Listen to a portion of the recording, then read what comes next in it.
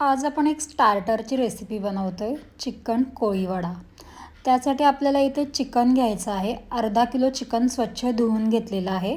त्यामध्ये 1 चमचा आले लसणाची पेस्ट घालायची, 1 चमचा धणे पावडर, अर्धा चमचा चाट मसाला, अर्धा चमचा जिरे पावडर आणि थोडीशी चिमूटभर काळी मिरी पावडर घालायची आहे।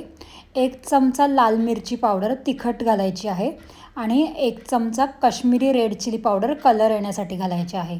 जर आपल्याकडे 3 असेल तर आपण खायचा रंगही थोडासा घालू शकतो। त्यानंतर आपल्याला चिमूटभर खायचा सोडा घालायचा आहे आणि चिमूटभर ओवा हातावर क्रश करून घालायचा आहे। त्यानंतर चवीनुसार मीठ घालायचं आणि लिंबाचा रस घालायचा।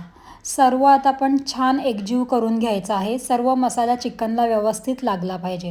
मग आपण यावर झाकण ठेवून अर्धा तास मॅरिनेट करायला ठेवायचा आहे। जर आपल्याकडे जास्त वेळ असेल तर आपण अर्धा तासाच्या जास्तही ठेवू शकतो। त्यानंतर आपण यामध्ये अंड्याचा सफेद भाग असतो तो टाकायचा आहे, पिवळा भाग नाही टाकायचा आणि हे सर्व छान एकजीव करून घेतलेलं आहे। मग आपण यामध्ये 2 चमचे तेल घालून घेतलेलं आहे आणि 3 ते 4 चमचे बेसन घातलेलं आहे। त्यानंतर 3 ते 4 चमचे कॉर्नफ्लॉवर घातलेला आहे। सर्व छान आपण एकजीव करून घेऊयात। सर्व चिकनच्या पीसेसला व्यवस्थित कोटिंग लागलं पाहिजे। त्यानंतर आपण इथे तेल गरम करायला ठेवलेलं होतं, तेलही चांगलं तापलेलं आहे आणि आता आपण यामध्ये एक एक करून चिकनचा पीस सोडायचा आहे।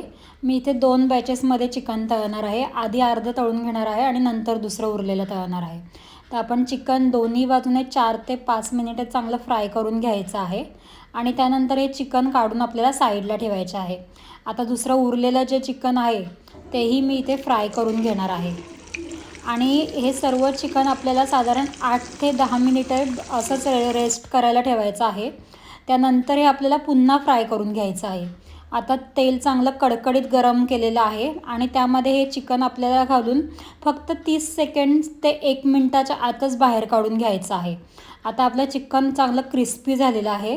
त्यानंतर त्यावर वरून चाट मसाला घातलेला आहे आणि हे चिकन खाताना मस्तपैकी त्यावर लिंबू पिळून घ्यायचा आणि कांदा, हिरवी चटणी यासोबत खायला घ्यायचा। खूप छान लागतो। तुम्ही ही रेसिपी नक्की ट्राय करून बघा।